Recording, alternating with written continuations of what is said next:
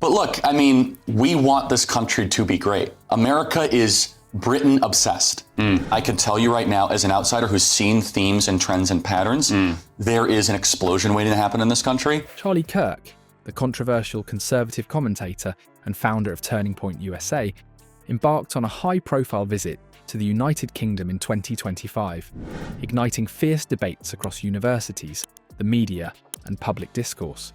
His arrival was met with mixed reactions, ranging from enthusiastic support among right-leaning audiences to outright protest and condemnation from students, activists, and journalists who viewed his views as inflammatory and divisive. His UK tour, structured around debates, interviews, and speeches, has spotlighted the ideological rift simmering within both British and American societies, while underscoring the global reach of the culture wars that have consumed political discourse in recent years. Kirk's first appearance was at the University of Cambridge, one of the world's most respected academic institutions. Speaking at the historic Cambridge Union, he was met with a packed audience and intense scrutiny. The debate atmosphere was electric, with students voicing concerns before, during, and after the event. Kirk's positions, consistent with his American conservatism, clashed sharply with the more progressive perspectives common within elite British academia.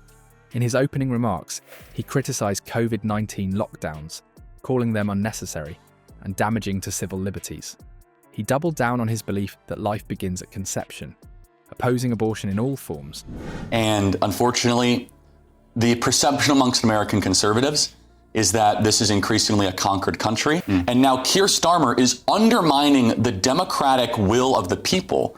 That is not a democracy. A view that drew audible groans and interjections from the audience. However, it wasn't just his views on public health or reproductive rights that drew ire. At one point during the debate, Kirk claimed that the Civil Rights Act of 1964 was a mistake, asserting that it led to government overreach and undermined the original vision of American liberty. This sparked an immediate uproar, with some students demanding he be stopped mid-speech. Security at the venue remained tight, with organisers prepared for disruptions that, while vocal, never turned violent. Kirk, unfazed by the hostile crowd, leaned into the controversy, stating during the Q&A that Martin Luther King Jr. was a morally flawed man, and suggesting that his legacy had been mythologized in a way that ignored critical context. These remarks, particularly in a country that widely reveres the civil rights leader, triggered another wave of indignation. But for Kirk, the backlash served as fuel. He later posted on social media that he was the only conservative voice in a room of 395 people, and that he had held the line. From Cambridge, he travelled to Oxford, another academic fortress where he participated in a similarly structured debate. Again, Kirk positioned himself as a contrarian voice, challenging liberal orthodoxy on issues ranging from gender identity to the role of religion in public life. At Oxford, he made the claim that modern Western societies, particularly the UK, have abandoned their historical and religious foundations in pursuit of what he called moral relativism and globalist decay. And that there is not a firm opposition to try to bring Britain back to greatness. I hope that's reform. We'll see what happens. What he's doing with this Brexit thing, based on my limited understanding, and again, as an outsider, is like the ultimate denial of democracy. These remarks prompted sharp rebuttals from both faculty and students, many of whom accused him of historical revisionism and xenophobia. Nevertheless, Kirk remained composed and assertive, framing the opposition as proof of the intellectual intolerance he believes is rampant in today's academic institutions. Kirk's criticisms extended beyond university halls. In an interview with GB News, he offered a bleak assessment of the UK's current state. It certainly isn't Labour and, Keir Starmer and all the nonsense that he's doing in this country. We love this country from afar, and we're really sad about what's happening to it and what has happened to it. He described the country as a husk of its former self, adding that it seemed lost, adrift in a sea of what he called political cowardice and bureaucratic overreach. He lamented the erosion of what he sees as traditional values and bemoaned the perceived decline of British nationalism, drawing parallels between the US and UK as two Western nations struggling to rediscover their purpose. He singled out the political establishment for particular condemnation, accusing both Labour and Conservative leaders of failing to stand up to what he called the globalist machine. Kirk's rhetoric struck a chord with certain viewers of GB News, who saw in his words a call to national revival. It certainly isn't Labour and, Keir Starmer and all the nonsense that he's doing in this country. We love this country from afar, and we're really sad about what's happening to it and what has happened to it. But others, including members of Parliament, criticised the Americans' commentary as both uninformed and unhelpful. Public response to Kirk's visit has been sharply divided. Supporters have lauded him as a brave voice, willing to confront uncomfortable truths, praising his refusal to apologise or soften his language. His defenders argue that Kirk's presence in the UK is a necessary counterweight to what they describe as the ideological echo chamber dominating universities and media. For these supporters, his willingness to enter hostile environments and speak openly about conservative values is seen as both courageous and refreshing. Turning Point UK, an affiliate of Kirk's American organisation, helped coordinate several events and mobilise young conservative supporters to attend in solidarity.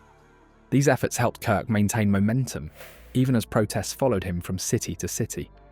Opponents, however, view Kirk's tour as a cynical attempt to export American culture wars into British society. But look, we want this country to be great. America is Britain obsessed. I can tell you right now, as an outsider who's seen themes and trends and patterns, there is an explosion waiting to happen in this country. Many academics and student leaders accused him of importing division and misinformation under the guise of free speech. Petitions were circulated at both Cambridge and Oxford, urging university administrators to cancel his appearances. Though unsuccessful, these efforts highlighted the extent of the opposition. Some student unions organised teach-ins and counter-events to challenge Kirk's messages with evidence-based discussions and inclusive narratives. Others simply staged silent protests, turning their backs during his speeches or holding signs that read, "Hate has no home here." Critics also questioned the legality and appropriateness of his remarks, particularly regarding marginalised groups. While the UK's laws on hate speech differ from those in the US, some argued that Kirk's comments flirted with incitement, especially in regard to his statements about race, gender, and immigration. Nonetheless, law enforcement made no arrests or interventions, and the debates proceeded under tight security, but without major incidents. For Kirk, this was further proof of his oft-repeated claim that the left can't handle the truth, while for opponents, it underscored the challenges of confronting provocative figures in democratic societies that value freedom of expression. Media coverage of the visit was extensive, with outlets ranging from the BBC to The Guardian to right-leaning publications like The Telegraph offering commentary. Mainstream analysis generally emphasised the polarising effect of Kirk's speeches, noting that his messaging strategy often relies on outrage and moral absolutism. Social media amplified every moment of confrontation, with clips going viral within hours of each event. Supporters hailed his courage and clarity, while critics ridiculed his oversimplifications and accused him of seeking attention over substance. It's important to note that Charlie Kirk is not a political nobody. In the United States, he's built a massive following among young conservatives, particularly through his founding of Turning Point USA, a non-profit that promotes conservative values in high schools and universities. His rise to prominence has been aided by frequent appearances on Fox News, close ties with figures like Donald Trump Jr., and his constant social media activity. As such, his visit to the UK was never going to be a quiet academic exchange. It was always destined to be a spectacle. Kirk himself appears to relish controversy. His style is confrontational and unapologetic. He often begins debates with the assertion that truth does not care about your feelings, a phrase that resonates with some but alienates others. He deliberately provokes by questioning foundational narratives, including those about civil rights, LGBTQ+ rights, climate change, and social justice. His critics argue that this strategy thrives not on reasoned debate, but on soundbites and outrage. They accuse him of intellectual dishonesty, cherry-picking data, and misrepresenting opposing views to create the illusion of dominance in debates. Still, Kirk maintains that he is giving voice to perspectives suppressed by mainstream culture and institutions. Kirk's visit is likely to leave a lasting mark on the UK's political and academic scenes. Even after he leaves, the debates he ignited will continue. His presence forced many universities to reconsider the boundaries of academic freedom and free speech. Some faculty members have already begun discussing new protocols for controversial speakers, weighing the value of debate against the potential harm caused by certain views. Meanwhile, student activists are reflecting on how best to counter messages they find dangerous, without falling into the trap of appearing intolerant themselves.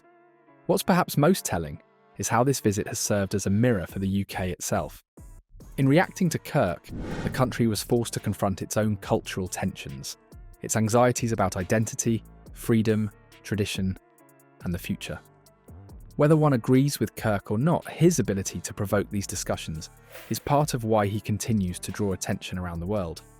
He understands the mechanics of controversy and uses it to frame himself as a martyr for the truth. In the final days of his tour, Kirk remained defiant. In closing remarks shared online, he stated that the UK has a long way to go if it wants to reclaim its greatness, reiterating his belief that traditional values, national pride and Judeo-Christian ethics are the foundation of a prosperous society. He warned that unless Britain resists what he calls the leftist cultural revolution, it risks becoming, in his words, a cautionary tale rather than a global leader. These remarks, like much of his tour, sparked yet another wave of commentary, applause and outrage. In many ways, Charlie Kirk's visit to the UK was about more than just a series of university debates. It became a flashpoint in the ongoing global conversation about freedom, conservatism, and cultural identity. Whether viewed as a defender of truth or a provocateur spreading division, Kirk achieved what he likely set out to do: make headlines, challenge assumptions, and ensure that his voice, however polarising, was impossible to ignore. As the UK continues to debate what it means to be a modern, diverse, and democratic society, the echoes of Kirk's visit will linger, provoking reflection, resistance, and perhaps renewed engagement in the battle of ideas.